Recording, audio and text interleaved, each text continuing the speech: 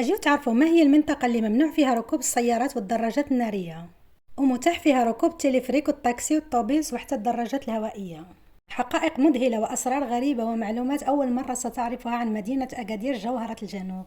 أجيو تشوفوا روعة وجمال المدينة الساحرة بجبالها وشواطئها وموانئها وحتى شوارعها الواسعة النظيفة، وتشوفوا أجمل الأماكن اللي ممكن تزوروها في مدينة أكادير مع ذكر الأثمنة، كل شيء بالتفاصيل. في اخر الفيديو غتشوف اجمل وافضل الاماكن اللي في اكادير، يعني اللي جيت لاكادير ضروري ما تزورها، فيها اللي بريفي وفيها اللي مجاني. اذا جيت مدينه اكادير، حيت مدينه اكادير مدينه صغيره، الا زرتي لي بارك اللي كاينين في المدينه ضروري تزور نواحي المدينه، حيت اغلب الطبيعه الحقيقيه والطبيعه الخلابه هي اللي كاينه خارج المدينه، يعني في النواحي مدينه اكادير، في الجبال وفي الودان وفي العيون كاين صراحه طبيعه خلابه. اغلبها في طريق ايموزار الدوتانات، وكاين واد الجنه، كاين بزاف المناطق اللي صراحه جنه فوق الارض. قبل ما نبداو الفيديو، اذا كنت مغربي او تحب المغرب انضم الى عائلتنا، وذلك بالاشتراك في القناه ودعم المقطع بلايك، وشكرا.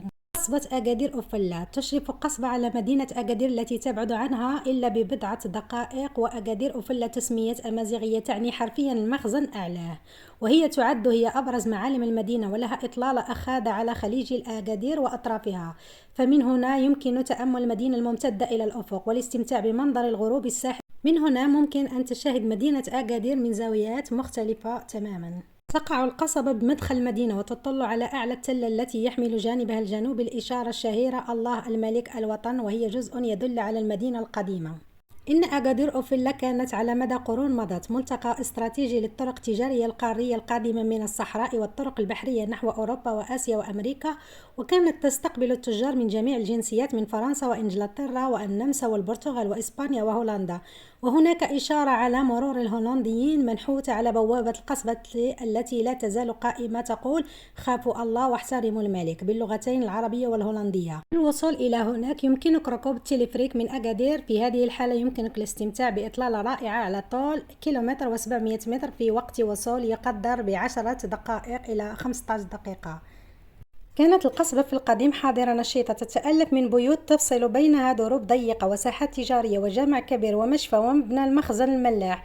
تتخلل الزيارات وفقة على جانب التلة لتأمل إطلالة بانورامية خلابة على مارينا والميناء والمحيط خليج المدينة البديع. ويمكنك الوصول إلى القصبة بواسطة سيارات الأجرة يعني الطاكسي، أنها ممنوع السيارات وممنوع الدراجات النارية، لهذا ممكن تستقل الطاكسي أو تركب التلفريك. بالنسبه للطاكسي كيطلع ب 30 درهم، ثلاثه البلايص ب 30 درهم. الطوبيس كيطلع تقريبا شي 5 دراهم، اما التلفريك 90 درهم الي وروتور. اما بالنسبه للقصبه كتخدم الاسبوع كامل ما عدا الجمعه، وكتخدم من 9 الصباح حتى 6 العشيه. الاثمنه 10 دراهم الصغار، 20 درهم الكبار، كيبداو من 9 الصباح حتى 6 العشيه. اما هذا المكان راه تيخدم 24 ساعه على 24 ساعه، غير القصبه بوحدها هي اللي كتسد نهار الجمعه وكتفتح من 9 حتى 6 العشيه، اما هاد الاماكن الاخرى كتبقى 24 ساعه على 24 ساعه خدامه. كنتمنى تزوروا هذا المكان صراحه فيه ما يتشاف. ما تنسوش تدعموا المقطع بلايك، اللي ما مشتركش في القناه يشترك في القناه، وشكرا. بالنسبه للطريق من اكادير الاوفلا تقريبا شي 30 دقيقه، يعني الا كنتي في اكادير غتمشي في اتجاه الميناء او في اتجاه مارينا. إذا كنت مغربي أو تحب المغرب انضم إلى عائلتنا، وذلك بالاشتراك في القناة ودعم المقطع بلايك، وشكرا للجميع.